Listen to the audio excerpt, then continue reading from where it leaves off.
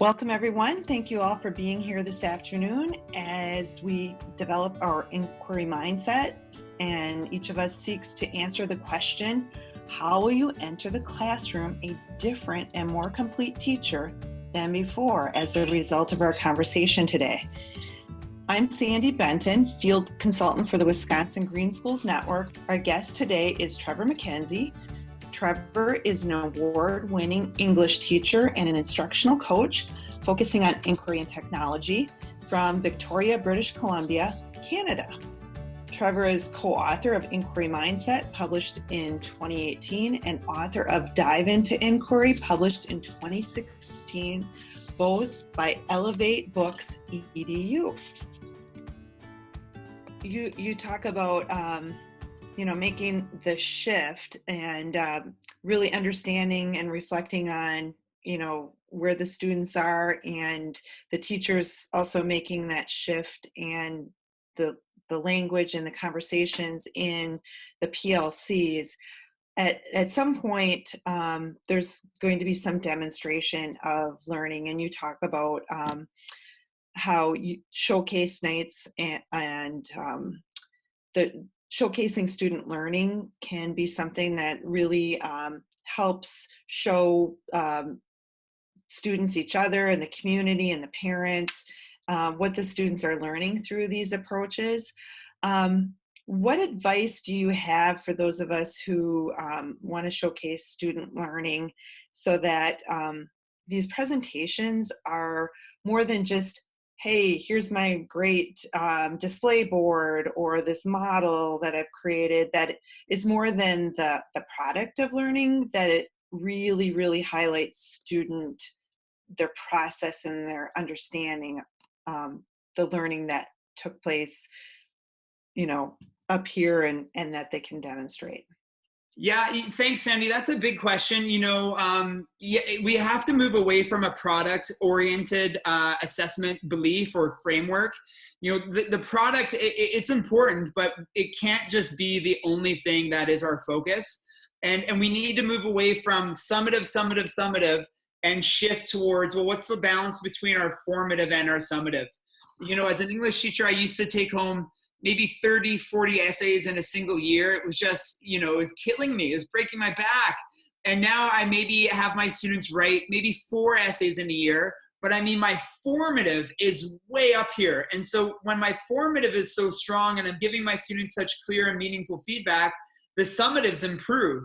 So when my focus shifted on feedback, and process, inevitably the products improved. So, we need to shift that balance in our assessment practice and what we're valuing our students doing.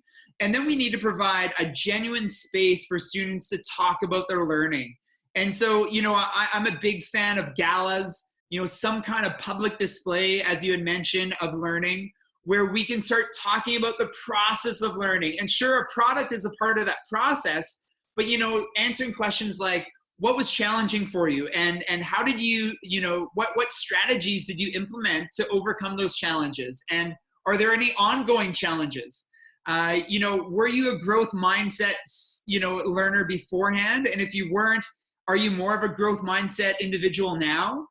So again, those questions are focusing on the process and not just the product. And, you can walk through a gala and feel engagement. You can see engagement. You can feel the energy in the room, and the quality of the conversations that are happening.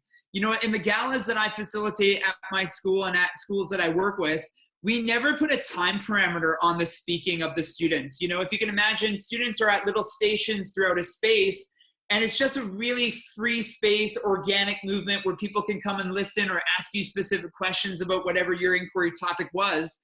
And, students, if I say you're going to talk for 5 minutes, it's going to be really scripted. They're going to look at their watch. They're going to speak for 5 minutes, and then they're going to stop. But if I say the gala is going to last an hour, be prepared to talk about your learning for an hour, and people are going to come up and see you and talk to you and ask you questions. It focuses on the process of learning and not the product of learning. And then it's a conversation. It's not a presentation, right? Students really have anxieties about presenting, don't they?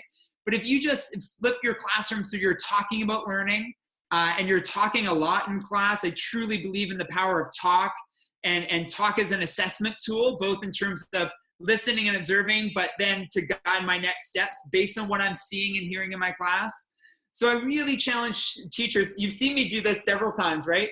Get out of that assessment practice where it's product and where is our formative and summative, and then towards the end of a unit in that gala space, can we provide some time and space where students can talk about their learning with one another and with people who aren't in our class? Maybe we invite another class over to walk through their learning from an inquiry. So yeah, Sandy, I hope that answers some of your question, and it was a bit of a long way to get there.